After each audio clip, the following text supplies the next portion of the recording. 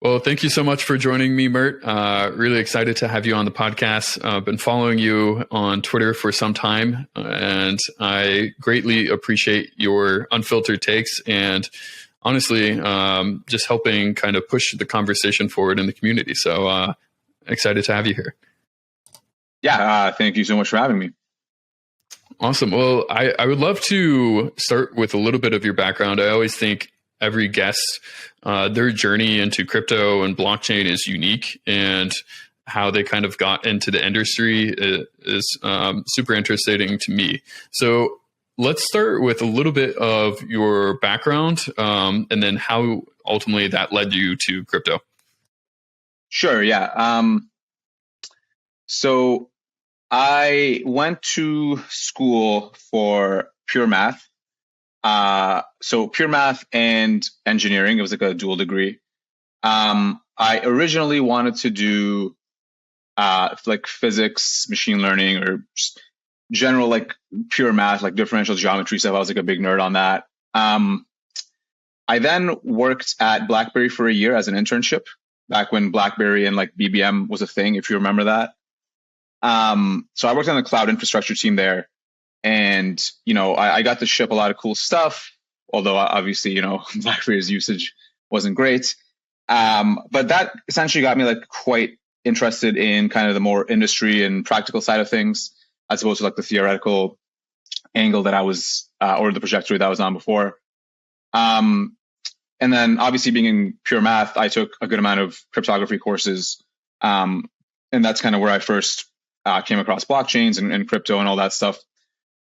Funny enough, I actually thought I probably would have needed like a PhD or something to be like of value to the crypto kind of industry. Obviously, quite wrong looking back, but that was my thought process. So, anyways, after graduating, I worked at 3 of the 5 big banks in Canada. So, for people who aren't familiar, Canada is essentially run by like an oligopoly of 5 banks, and I worked at 3 of those.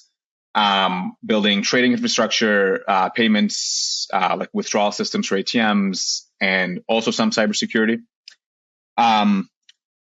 Needless to say, it wasn't for me. I then went and worked for a fintech called Clearbank, which is kind of like a similar thing to like Hype or like Ramp, if anybody's familiar with that, where I was a tech lead for building some infrastructure for their corporate cards for startups to use. And this was like right around when, the governments were getting quite draconian in their measures in how they respond to COVID. And basically, like coincidentally, there was an incident where my PM was like, hey, like we need to send payments to like these entrepreneurs in Australia. And basically to like comply with certain regulations, we had to like make sure the payments took some jumps through various jurisdictions until they get to Australia. And I was like, this is so stupid. Like, why not just use USDC or something like that? And the response I got was something along the lines of like, crypto's a scam. And, combined with like everything that was happening with the government and curfews in Montreal and stuff, I basically just got fed up, and I was working at Coinbase. Or I started a job at Coinbase shortly after that, maybe the next month. And then at Coinbase, I was on something called the Financial Hub team. And what this team does is they're responsible for the fund movements within Coinbase. So if you place a trade on Coinbase, or like move money from Coinbase to exchange to like your Coinbase wallet, viewing your transaction histories, as well as your balances across the different chains and coins and whatnot, just viewing your portfolio charts.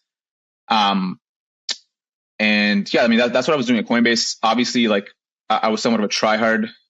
So I did a good amount of research into the different L1s to really understand, the different pros and cons of each, or like if the systems we're designing would meet all their needs, et cetera. And that's when I, came across Solana, Avalanche, Cosmos, all the other ones as well. And so, yeah, that's kind of briefly a lightning summary of how I got here.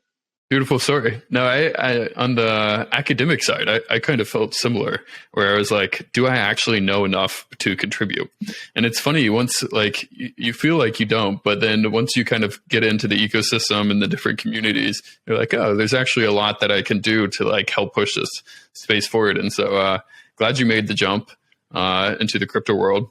I was always I've so personally, in the past, I was much more of like an ETH maxi. And I always felt like when I was reading like Brian Armstrong's posts that they were very like ETH leaning.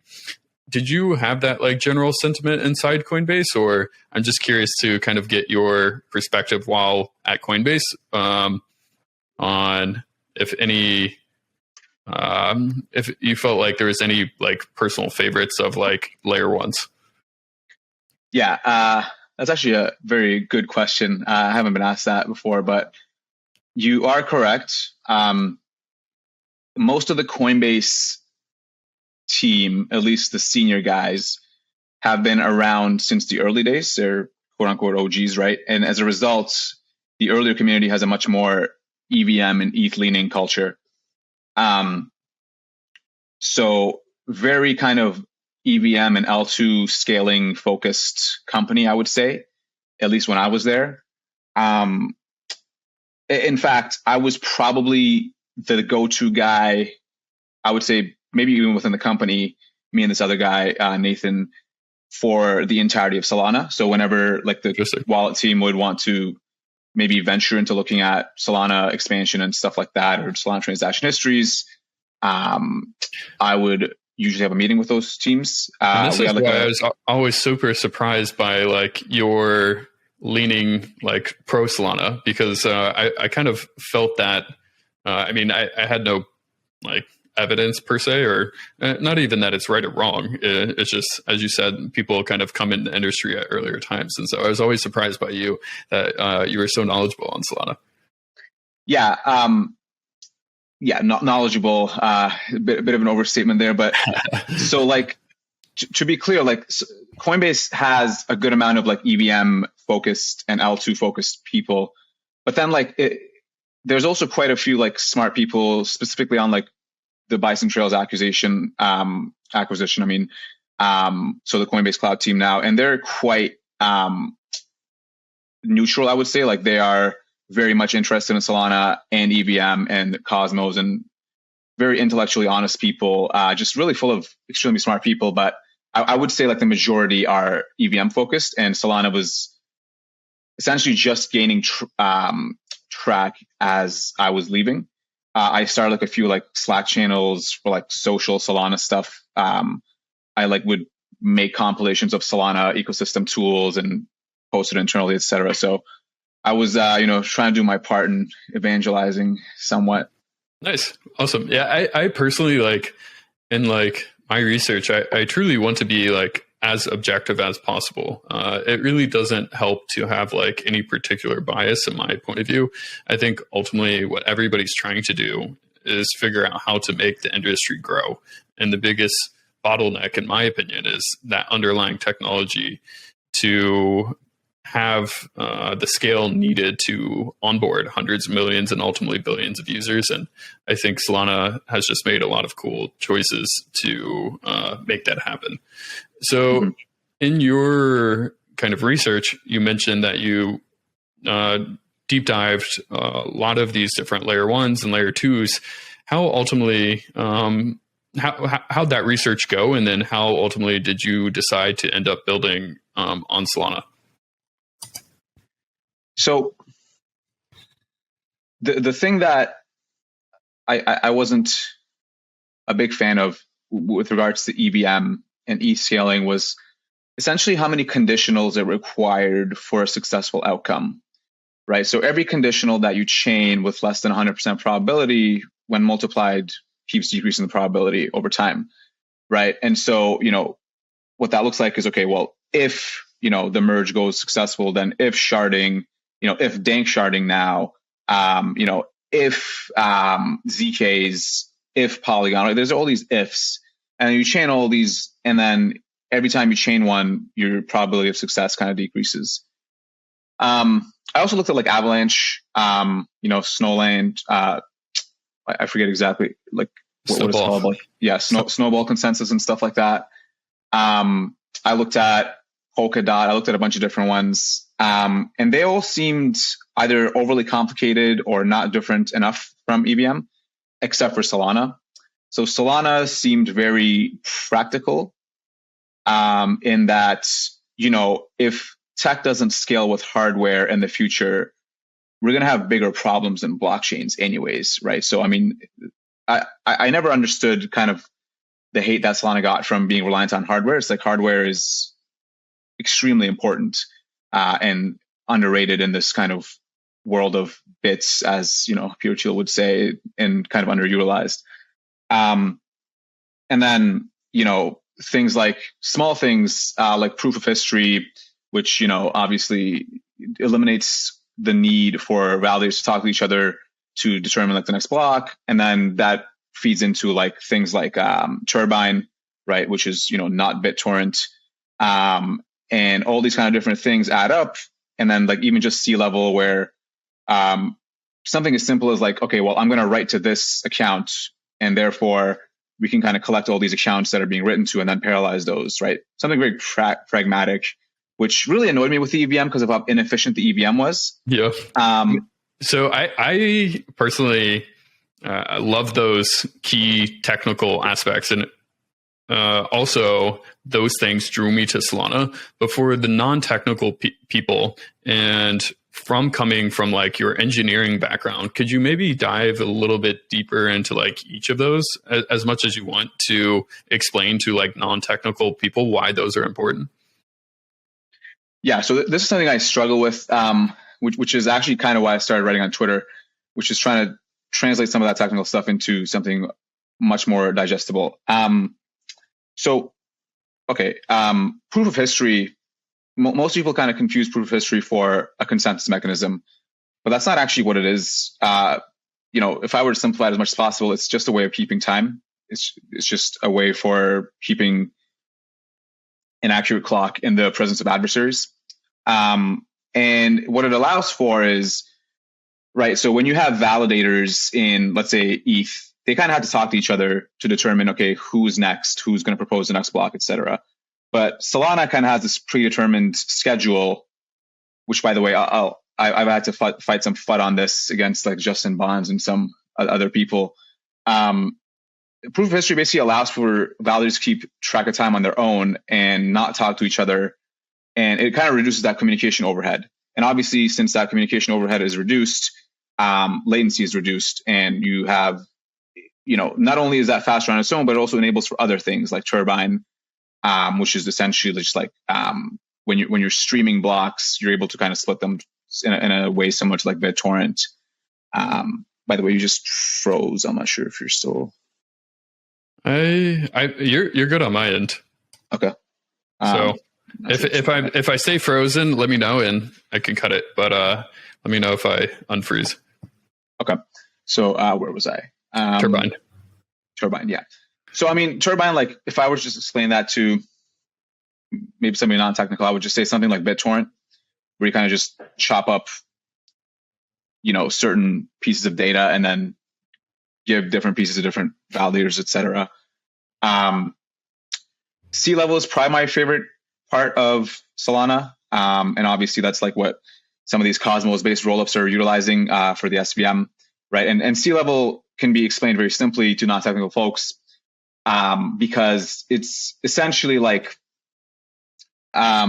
basically everything in the EVM happens serially. So you must wait for like transaction A to pass before you do transaction B, even if they have no overlap, right? Whereas on Solana, you can say, if you're sending a transaction, you can say, hey, I'm going to actually modify the account A, and then somebody else can say, okay, well, I'm going to use account B, and then the runtime will actually say, okay, these are completely independent pieces of state. I can execute them in parallel. And that's obviously, since you're going from serial to parallel, you have a very good saving in terms of performance. And obviously, there's some other things that go into this that I think probably some of the other guests in your podcasts do a better job of explaining. Like, Lucas from Jito is like a master on most of the stuff, like shreds and pipelining and all that stuff. But so yeah, I think that pragmatic approach that Solana has taken, and obviously, like as hardware improves over time, you're able to like the amount of parallel transactions that you can process increases, right? Yeah. So no, it's once I started diving deeper into like how modern computers work and discovered, I mean, I think one like big, and I kind of understand the criticism with like how modern computers work today. I think a lot of people are confused about like Moore's law in the sense of like adding additional transistors on a chip. Like that is getting harder to do, but what they do instead is just add additional cores. And so when you can add more cores, that unlocks more parallelism, as you mentioned, which is cool because the Solana virtual machine allows you to take advantage of that, which it is funny that the Ethereum virtual machine, for all of its drawbacks, still does not have parallelization, which is kind of funny. Yeah. And like, with kind of this new AI era, like obviously with ChatGPT and stuff coming out, these are things that heavily utilize hardware. And for those things to scale, you need better hardware. And so, like I said, if hardware is like this unattractive thing that blockchains shouldn't utilize, or like if you're worried about hardware being stagnant, then we have much bigger problems than just, stinking state at globally at the speed of light, right? Yeah. So no, it's definitely been interesting. At my time at Tesla, they're like, don't fight physics. And in my point of view, a lot of these blockchains, essentially to onboard hundreds of millions of users or billions of users, are trying to fight physics in some aspects by either keeping the hardware requirements unnecessarily low or kind of not propagating enough data. And so I always love like the technical people such as yourself that are able to communicate some of these technical aspects into more normie speak, because I do think it's difficult. It's a tech driven industry, but by having people such as yourself being able to communicate some of these things in layman terms, I think it's extremely impactful. And I think, again, that's why you're so good at Twitter. Maybe jumping ship a little bit. Can you talk about, and I think you kind of alluded to it at the beginning, but talking about how you got into Twitter, how you kind of think about using the platform, and share some of your thoughts around it. Yeah, so it kind of like two layers to this. The first layer being like just how I got into Twitter, and then second being how I got into crypto Twitter. Funny enough, when I first got into Twitter, I was just kind of interested in like following like Paul Graham, right? Like just reading up on startup stuff and being kind of in that bubble so that I can consume material and, expand my knowledge on some of that stuff. And then one day, there was somebody who, like Morgan Housel, who wrote like The Psychology of Money, a pretty good book. And he posted something like, what is one thing that nobody's talking about, or something like that. And basically I responded with something along the lines of like how like 70 to 80-year-olds are considered like mentally declining and like have skill mismatches, but they exclusively run the country. And then I basically put my phone away and I came back, and I had like 10 followers at this time, and I had like thousands of likes on it.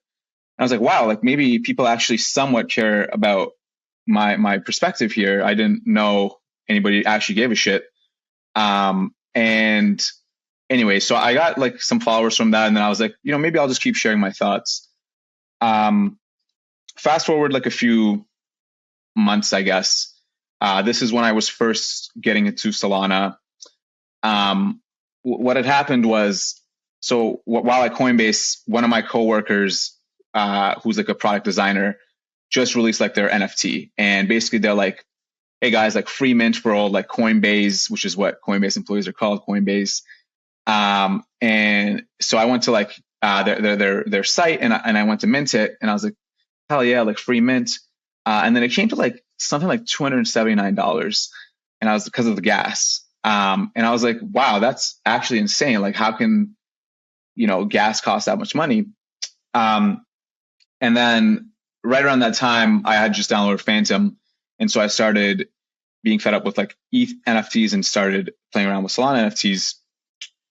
Joined a few communities, and I noticed that people on CT, especially these like influencer types, essentially would say like pretty conclusive stuff like, hey, like your NFTs are in a bear market right now because the price of Solana went up, and like obviously the markets are efficient and stuff. Or like, mints would get botted all the time, and like this is before Hello Moon or Sol Analysis, like basically any analytics platforms existed. And basically I kind of got tired of people just making unfounded claims with no basis. And I just decided to write a bunch of scripts and set up like my own data pipelines. And I just analyzed what was actually happening on chain, right? Because that's the entire point of the chain, right? Anybody has access to it. And so I would write these scripts. I would analyze if like mints were botted or not. I would see like how the floor prices change over time. I also did like some comparisons of like marketplaces and stuff like that. And I would just take that data, and then I would say like, I would make like a thread on it on Twitter with some charts and stuff. And then, people kind of appreciated that and started retweeting it. And I just kept really doing that. And then somewhere along the line, I stumbled upon people like trying to flood Solana all the time. And obviously, since I was working at Coinbase and I was doing research on like EVMs and stuff, and this goes back to like an earlier point, which I made about, Justin Bonds made this post, I think like last January or something, where he's like, Anatoly and Raj are like fraudulent and bad faith because they designed Solana to have deterministic block creation. And I was like, actually, EVM has the same thing. So like, I basically I was just quite upset at how uninformed some of these takes on Twitter were. So I just decided to, I guess, bonk them with a reply. And then I just never stopped since. No, it's super impressive. I always admire, I think the hard thing is to, especially at that point in time when Ethereum really kicked off like the bull run, like specifically in crypto, in my opinion, with like DeFi Summer and all the cool stuff that was happening with composability, the comp liquidity mining. And at that point, it was like a little bit farther down the line, even as NFTs on Ethereum became stronger. If you moved to any other chain or you used any other chain, it was almost an attack on like decentralization, in that you didn't care about crypto. And so for me, like it did take a while for me to like understand, well, one, to be able to quantify decentralization, to actually like measure it from the engineering point of view, but then two, like be able to talk about it publicly because there was so much FUD. So I've always admired the people that had the courage to kind of stand up to a lot of the FUD, because it's not easy, and a lot of people will attack you, and a lot of them are uninformed, which is the funny thing about it. Like they have very strong opinions, but they're not technical. And so that's why ultimately I wanted to start the podcast, is to be able to talk with technical people and have them tell their stories about why they've made the decisions that they've had, because it's not easy. And it's because the space is so technical, it's easy to get lost in the weeds. Yeah. There's certainly, I think it's more like the messages, the medium is the message kind of deal, where on Twitter, some of these sensationalist takes get more engagement than ones that are purely technical. And so you kind of have this game theory where, or these incentives where people just say dumb stuff, and if it helps their bags, then they'll retweet it, and even no matter how false it is. And yeah, I mean, when I first started doing this, it was a little scary because I was still at Coinbase, and like Coinbase doesn't have a massive Solana culture or anything like that. Obviously FTX did, but we won't talk about that. So yeah, it was scary, but I think like at the end of the day, it just has to be done. kind of my rationale for it was like, it's like, okay, well, why am I in crypto, right? I'm in crypto because I believe in root access to your digital identity and finances, right? Kind of the sovereign individual type of, crypto bro thinking. Obviously simplifying it a bit, but that's at the end of the day why I'm here. And then, okay, number two, why am I in Solana? It's like, well, I'm in Solana because I think Solana is our best shot of actually executing that vision and, scaling crypto and actually, making sure everybody can self-custody, use DeFi, NFTs, all this sort of stuff. And it's like, obviously, for that vision to be a reality, we need to recruit people, developers, product people, users, traders, just people. And whenever you have something like sensationalist FUD on Twitter, that even though some people, especially some of the smarter folks who have actually like messaged me and said like, don't even bother with this stuff, they'll say like, don't even worry about it, like just build and then like the users will come. And it's like, maybe that's true in some sense, but crypto is like a very narrative driven thing where if you don't combat this FUD or at least help provide a different perspective on these narratives, then it is kind of a sad reality that it will actually work. Like their sabotage attempts will work. And I've like seen this firsthand, like investors will like pull out of the round and say like, I feel like X about Solana, or like, just today I had somebody DM me about, building on Solana versus Polygon. They kind of want this reassurance that Solana will be around in like 6 to 7 months and that everything that they built won't be like completely obsolete such that they have to port it over. So, it's narrative is quite important and I think underrated. I do agree. I think over the long term, it will be more, I think today it is narrative driven just because it's so early. There's not very many users, especially, in bull and bear markets. Unfortunately, I think it's narrative driven. Over the long term, I think ultimately being reinforced by the metrics and the on-chain data will kind of be its story in its own right. And people won't have to rely as much on narratives, but I definitely agree. It's a delicate balancing act from like fighting the FUD to like just like some of the takes are just so bad that you are like, I shouldn't even address this. But maybe you mentioned FTX, and I think maybe just wrapping up kind of a Solana piece, and then I want to get into what you're building at Helius. The FTX thing is a part of FUD now, and a critical critique to the Solana ecosystem. To those people that are building in other ecosystems or have questions about it, from you and your team's perspective, how do you feel about what happened with FTX, and does this change your point of view about Solana more holistically? So I'll tackle the latter part of this, which is, does it affect our vision of Solana? And it's like, absolutely not. I picked Solana for the dev community and the tech, and those things have not only been robust, but they've actually, I would say, shown an increased amount of resilience in the face of this. So, I was in this for the tech to begin with, and that has not changed at all. If anything, it's actually gone better, right? Like during all these massive market volatility events, the chain, you could argue, maybe would have shown some pretty significant performance degradation 7-8 months ago, but this time it was relatively smooth, minus some Oracle issues, but that's not really a chain problem as much as it's a volatility problem.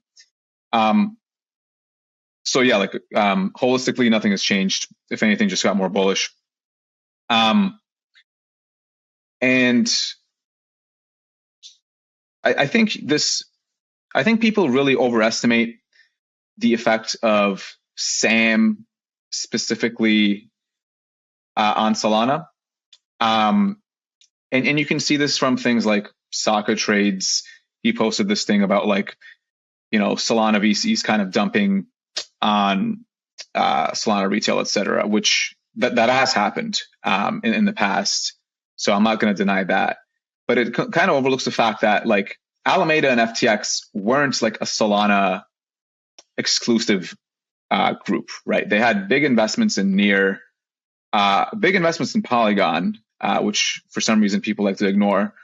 Obviously Aptos as well, and a number of other kind of chain projects, right? So it wasn't like a Solana specific thing. And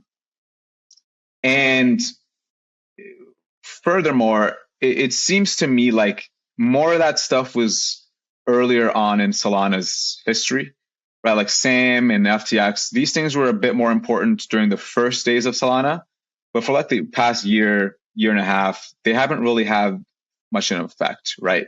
I mean, everybody probably remembers the FTX US NFT marketplace didn't do anything, right? Like it basically has no effect. And so this is kind of a part of the narrative where the media and kind of these other chains capitalized on it and kind of, obviously play their own drum, play their own instrument, and try to make it seem like they're right all along. But the reality is that FTX hasn't had much of an impact recently on the Solana ecosystem at all. And, the things that it did have involvement in, like Serum, for example, we saw like the community came together, forked it, like Legends at like Mango, Open Book, which, is one community fork. The community is at a point where things like this can happen, and then the social consensus kind of take over, and it just kind of shows you how strong, the ecosystem is and will continue to be going forward. I think that's beautifully put. So I'll leave it there. Moving on to Helius, tell us, was the inspiration ultimately around some of this on-chain data that you were pulling yourself? Yeah, I would love to kind of hear the backstory and how you ultimately decided to start Helius, and then maybe go into kind of the overarching vision. Yeah, so you actually touched on it a bit there. Some of it was from me, like actually just working with this data on my own and trying to build certain tools.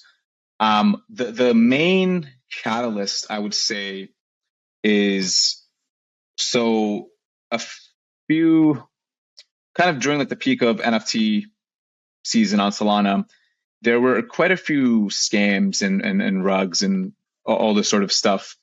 And I would kind of make it my mission to kind of track these rugs. And because I worked at Coinbase at that time, right? So I wanted to see like, hey, can we actually maybe freeze this person's account if they use Coinbase? Usually they would actually almost always they'd use Binance. So that was quite difficult. But anyway, so I would like essentially try to track these scams. Like some reporters, even from like Decrypt and The Block and stuff, would actually message me and try to get help and on the forensics of it. And then, and I think like Zach, XBT is kind of talked about this a bit as well, but tracking stuff on Solana is quite difficult due to the fact that the transactions are quite hard to read. Especially when you compare it to like Etherscan, where, it's still not perfect, but it's comparatively much more easy to understand for everyday users. It was just really hard to understand. And, it's not just the block explorers. I think like Solana FM has done a good job on this, by the way. But also like wallets, right? Like I would do a transaction on Radium and then come back to it like maybe a month later. And then I would look at my transaction history and I'd be like, what did I do? Like, what is this app interaction? Like, what are these inner instructions? And, what are these random like base 58 encoded strings mean? And it basically just made me angry. And I was, like I said, I was on the financial hub team at Coinbase, which was in charge of like transaction histories. So this is something that I actually work with every day on my day-to-day job as well. And so I essentially put together a team and a pitch deck and an MVP, and started talking to people about this idea of making the entire chain human readable. And a lot of people resonated with the idea, and essentially we started doubling down on that vision and started parsing on-chain data and exposing it via APIs that other people can use. And then along the way, through just talking to all these different teams and developers within Solana, noticed a few other problems that were kind of, slowing them down or, bogging down their productivity, and decided to essentially going back a little, the original vision was that we'd be multi-chain, but then I kind of saw that there's so many different specific problems within Solana that I'm not going to take the approach that other infra providers have taken, which is like provide like a shallow like node offering, but duplicate it across chains. I kind of said like, okay, we're going to be like a vertical team within Solana that specializes in perfecting the specific Solana developer experience. Anything from geyser plugins to validator optimization or RPC optimization to parsing Solana specific transactions and accounts. And so, yeah, that's kind of a little about like how we came to be. And basically the mission for at least the next year to year and a half is just building infrastructure to help boost the productivity and creativity of Solana developers so that, we can actually realize this vision of the crypto economy going forward. Solana transactions are definitely hard to read. Yeah, I share that sentiment. I definitely appreciate you and the team tackling this problem. I think, it has been interesting to see these other teams just kind of go immediately cross-chain and not have a very deep understanding of like any specific chain. And I think especially if Solana is actually as good as we think from the technical aspect, being able to really double down in that ecosystem and scaling with Solana will be very fruitful ultimately. And so happy that you and the team are so focused on making it the best user and developer experience possible. Could you talk more about some of the products that you're building at Helius and how you're trying to make the developers' lives easier? Yeah, sure. So number one is kind of what I mentioned with the APIs. So we have a few API offerings. And the main idea behind the APIs is, since the data is like quite hard to understand on its own, we kind of interpret that data for you, right? So instead of, looking at a transaction and it's like cryptic inner instructions and stuff like that, you see like, okay, this was actually a DAO vote, and it was using a, squads multisig, right? So we've interpreted that data for you. Or like this was actually a canceled NFT listing on Magic Eden. And that saves the ecosystem from having to continually parse these contracts, and more importantly, continue parsing them, because on Solana, the programs can actually be updated, which change on an ETH, at least on the same address. And so, there's a lot of maintenance and pain, essentially, glass chewing, that happens to stay up to date with these contracts. And so number one is just interpreting all these transactions and then indexing them so that people can retrieve them and query them for, either analytics or, bots, or any other sort of app that they want to build. And then number two, and like these aren't in order, but the other product that we have is our webhooks. So webhooks, I think, are like probably, I don't want to pick favorites, but probably my favorite. The reason being that, so Solana has these things called geyser plugins, which, to people who aren't familiar with it, I would just describe it as like something that the RPC nodes and the validators have to stream real-time data from the Solana blockchain. And that can be transaction data, it can be account data, it can be slot/block data. But setting a geyser plugin up is quite difficult, right? You need access to a node, you need Rust knowledge, you need or C knowledge, and you need, to build software essentially at the end of the day and ship it and test it and maintain it. Webhooks are a much more Web 2 version, much more kind of straightforward abstraction for developers to work with, where you kind of just specify like, hey, Helius, like I want to watch, the Magic Eden address and then maybe like these two other addresses for any time that there's an NFT listing. And then when that event does happen, send to my server here, whether that's Discord, whether that's just my node server or my analytics app. And that's it, right? So we just enable the facilitation of real-time on-chain events. So a good example of this actually is, so Discord, I'm sure you saw, Discord is actually, or Solana is Discord's first Web3 integration. And they're actually using Helius webhooks to do that on the back end. A big problem, and this actually kind of overlaps with some of the Polygon stuff I mentioned earlier, is in that Solana has is when these brands do want to work with Solana, there's a lot of like Solana specific nuances, like geyser plugins, for example, which haven't had time to mature as an ecosystem. And so people can, people can get much faster and easier resourcing when it comes to EVM, but not so much Solana. And so that kind of throws brands off a little bit. So in the case of Discord, obviously they weren't about to learn geyser plugins and set that up and maintain it going perpetually forward. All they need is really a Web2 sort of like API, similar to like Stripe or something, where they say, hey, watch all these addresses on Discord for me, and then let me know when their balance changes. So that's kind of like, I think something that will help enterprise adoption quite a bit going forward, and that's a big focus for us. And then number 3, which is something I didn't really want to do, to be completely honest, at first, is RPC nodes, right? So there's actually quite a few RPC node providers.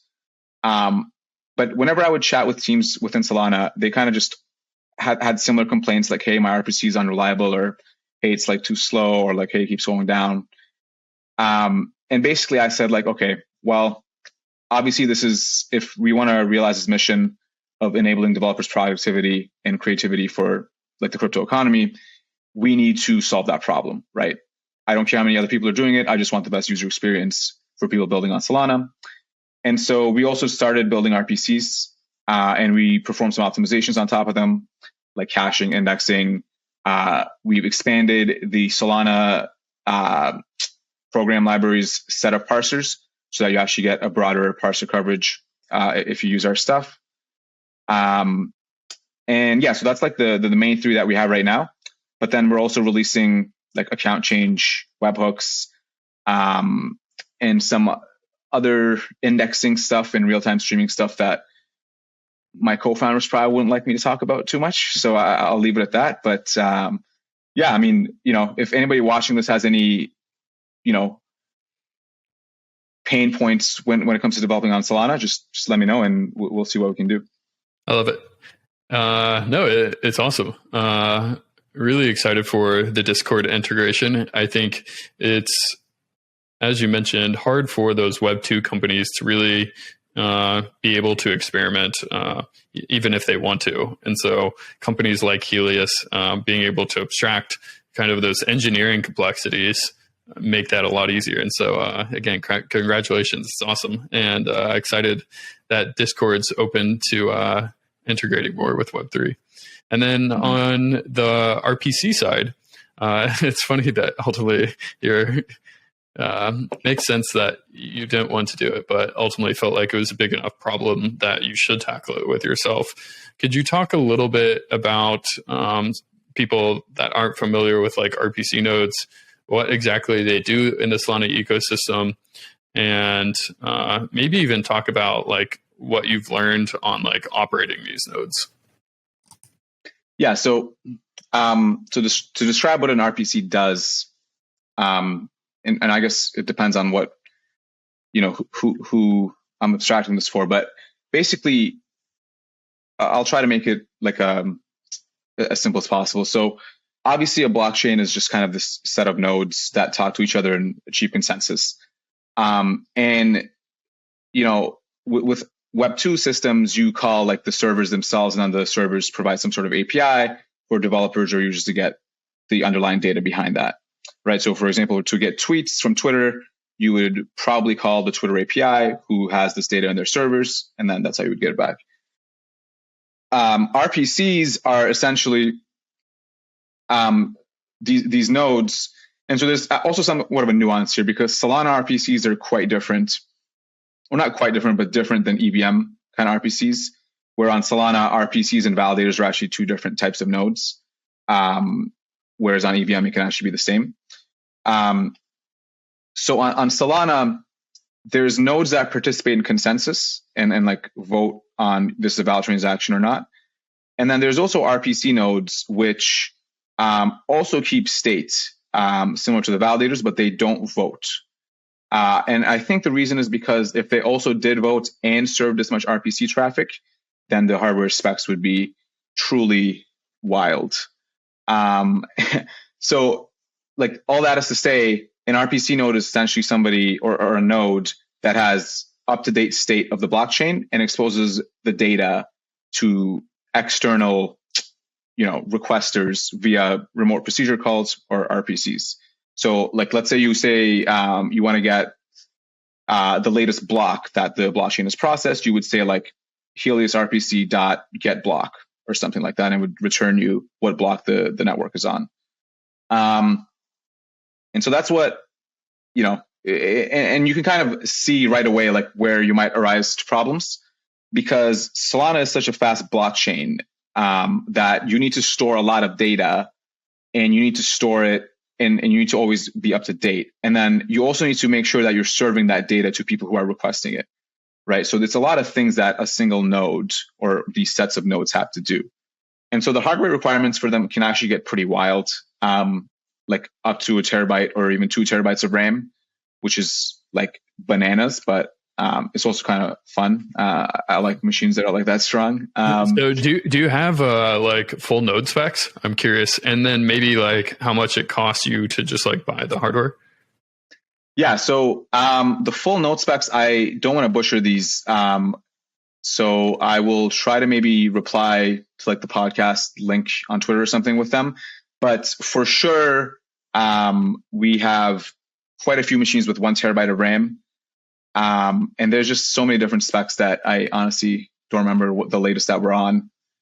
In terms of cost, so that this is a good point. For a validator, you can get away with kind of lower spec machines. So like, 256 RAM or something, which is not low, but it's lower.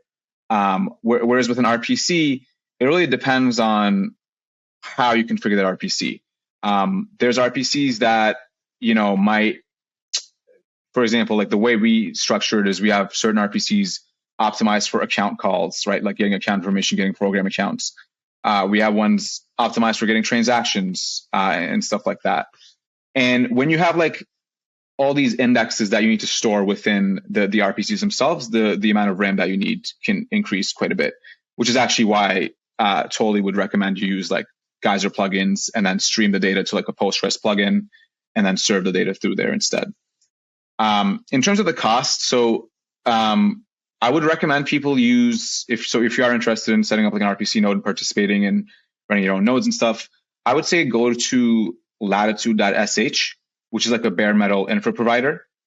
And you can like spin up a machine there for, I don't know, anywhere from $500 to $800, depending on the specs a month, which is actually not bad. People think you need like an entire data center with like tens of thousands of dollars to do this, but it's really just a few $100s a month. And, then it would spin up a machine for you, you would SSH into it, and then you kind of configure it however you want. Genesis Go actually has some guides on this. So does a few other infra providers, etc. We also have like an open source tool that we're developing with Overclock, where it's like an Ansible script that you just download onto your machine, get cloned to your machine, and then you can run it, and then it'll spin up an RPC node for you. So I'm sure my investors won't like that too much, since I just said, just don't use us, just you can use your own machines. But basically, the problem, of course, isn't spinning up the node itself, it's maintaining the node. Yeah. Because the RPC nodes get badgered quite a bit, especially like liquidators or NFT minters or botters and all these people will just make thousands of millions of calls to these RPC machines. And, basically, once the machines are under that kind of load, there's a whole lot of things that can go wrong. It might time out, which might cause us to fall back behind the chain. All the connections might get saturated. There's honestly hundreds of different problems that can happen. Maybe the RPC is just spinning up for the first time, and then it has received a bad ledger snapshot from one of the nodes that it's downloading from. It's quite painful. So, but yeah, that's kind of, I guess, a lightning summary. I think it's a great overview. No, it's the RPC problem, especially on Solana. You have to. There are a lot of things, and Solana is very demanding in the sense that it is trying to do a lot of things very quickly, and so you can definitely see from the hardware standpoint how it gets pretty wild. Maybe jumping from the RPC nodes back to webhooks, could you dive a little bit deeper into like why they're your favorite personally? And then after that, maybe we'll pivot to kind of your state of the ecosystem and like how you think about like 2023. Yeah, sure. So I would say webhooks are my favorite simply because they're extremely easy to use, and they give you a lot of leverage, and they abstract away like a very high number of complex stuff behind in the BTS, right? So, for example, keeping up with the chain and consuming all blocks, and then watching transactions within those blocks, parsing those transactions, and then once parsing those transactions, sending those events to the servers that you've configured, right? There's quite a lot of work that goes into doing that, right? First, you need to set up a system that is able to reliably listen to the chain without losing events. You need to set up systems that parse those transactions properly. So we have like over 100 transaction parsers built in right now, and we're actually, I guess it's kind of an Easter egg, but we're actually going to open source those parsers as well, so that people can contribute their own parsers. So that should be fun. And it's just like, if you're like a Web2 developer, for example, right, you've probably worked with some sort of Stripe API or like a Twilio API, which is like this extremely pleasant experience, right? If you want to accept payments, you simply go to Stripe's dashboard and you create an account. Then you have like these links or webhooks such that when people go to your website, it literally just sends you the event, and then that's it. You just went from 0 to 1, and you can accept payments for your business now. And Helius webhooks are essentially the same, right? Let's say you want to create a bot or some sort of event-driven system.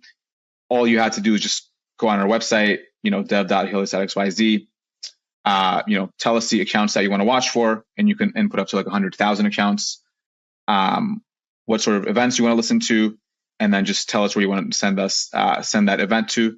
And then you can essentially have like a fully functioning Solana system, or a system that integrates with Solana at least within literally like a minute. So I just like the TLDR is it helps bring your ideas to life faster. And I think we just need more of that. I agree. We need more experimentation and more people, kind of more engineers from the Web2 that are okay with playing around with these things. So again, I greatly appreciate that your team's tackling this and building it out. So I think 2021 and 2022 have been very eventful in both directions. What things are you kind of telling your team and more personally look forward to in like 2023 in the crypto world? So I think I'm going to look at this through more of a Solana lens as opposed to maybe a broader crypto lens. Some things that I'm looking forward to is one, DeFi making a comeback on Solana. Obviously, Mango is going to be coming back soon. Drift just launched. Zeta Markets just launched again. And there's kind of a number of order books that are also being released. And then some downstream dependencies like Lulo Finance, which is like an order book based lending protocol. So I think DeFi coming back is something I'm really looking forward to. I'm also quite excited for XNFTs, which is like a very interesting idea that almost seems obvious when you think about it, but it wasn't obvious. So like, I guess that's how you know it's a good idea. I'm very excited for those. and we're working with Armani on, trying to support that as much as possible. Obviously, everybody in Solana is extremely excited for Fire Dancer, right? Being able to improve performance and have a second client that's just really important for, security, decentralization, as well as performance. Also looking really forward to MEV. Obviously, the guys at Jito are, as they like to say, all gas, no brakes on that front. So really, really happy to see that. And then potentially some things that I think need to get better are one, interfaces. So to people who are unfamiliar, on EVM, you kind of have interfaces, which is sort of like something that most TypeScript or JavaScript developers would be familiar with, where you can kind of implement interfaces for your programs, and kind of, as long as you comply with that interface, your program or your smart contract will be considered an instance of that interface. So that's how ERC20 tokens and NFTs on Ethereum work. On Solana, that's not the case, and you kind of have individual programs, which cause a lot of centralization risks, like certain entities having unilateral control over certain programs. So I think interfaces will help with that. I also think we need kind of a culture upgrade to a more cypherpunk, culture in terms of values.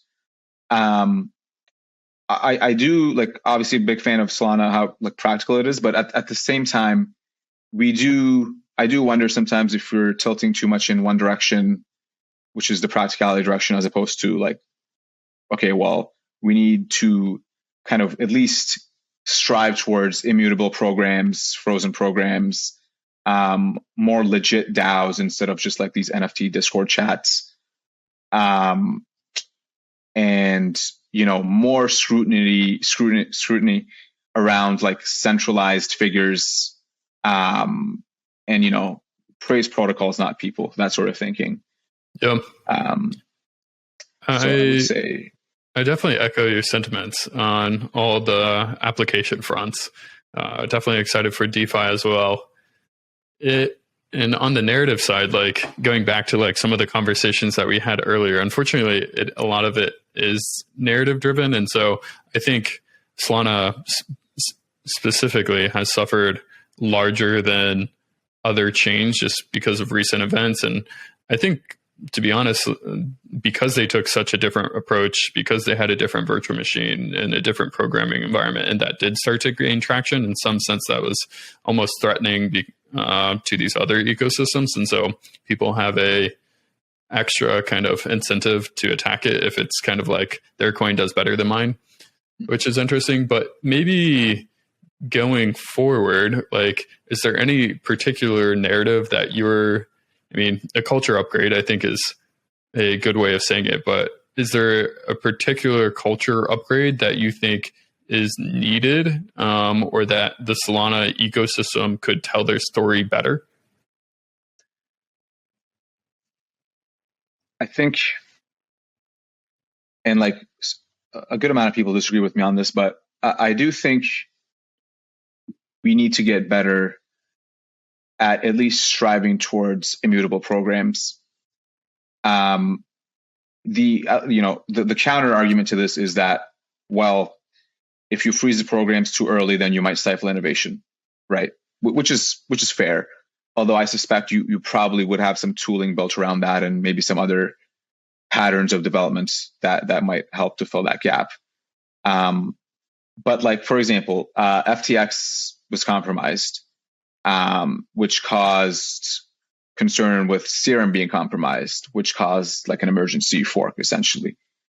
If FTX had been frozen, right, that program, the private key, or not FTX, but Serum, maybe that would have played out differently, right? And what do you mean, for like the non-technical person, like what do you mean by frozen? So I want to say this without causing FUD. Okay, so I'll actually just take an example that actually happened, or hasn't happened, but like something that actually is true today. So the NFTs that everybody used on Solana, right? There's a program that controls certain aspects of that, of those NFTs. And basically the way that program, so the contract that, or, contract and program, by the way, are interchangeable in Solana.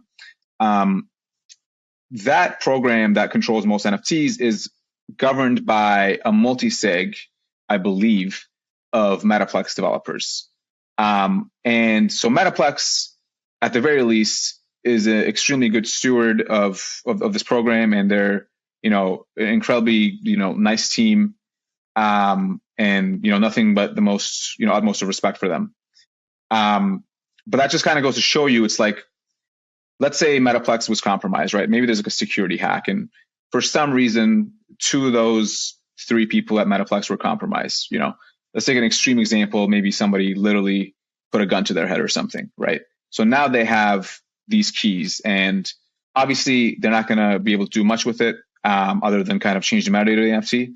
But you can kind of see my point. They could theoretically change certain things about the NFTs that everybody inherits from in Solana. And so what you would do is you would make essentially like the way to describe this for non-technical folks would be, on Solana, most programs have this key such that that key lets developers update those programs. Okay. And by frozen, what I mean is you just take that key and you throw it away so that that program that you're using can't be updated anymore. Now, this is bad in the sense that if there's a problem with the program, it now can't be fixed. But it's good in the sense that if the program is well written enough, which, I mean, humans usually don't write software very well, so there will always be problems. But assuming it was written in a secure way and it was audited by all these firms and stuff, then that means that program will continue to run as it was designed for eternity, perpetually. So a hyperstructure, which Jacob from Aura or Zora has coined that term, hyperstructure, which essentially it'll be a program that runs forever as long as the blockchain is running.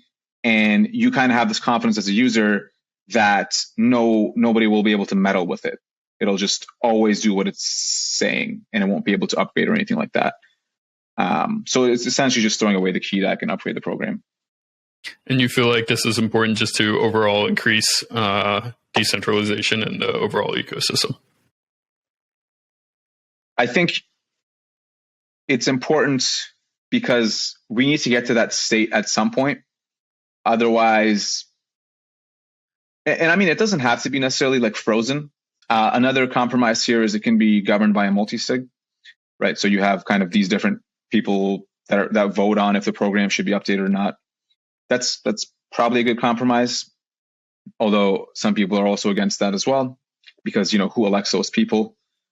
And so it's a complicated topic, but I would say that I wonder if we've ventured so far into the programs being upgradable that it's actually going to start causing problems, right? Like, other than like Toli, which obviously is probably the person with the most influence, I haven't seen many others push for immutable programs. Obviously, like some of the more technical folks have, but it's not, for example, somebody from, I think, was it Delphi Digital, quote tweeted one of my posts on like the Metaplex Magic Eden situation and was like, wait a minute, like Metaplex can actually upgrade like every single picture or NFT on Solana to like dick pics.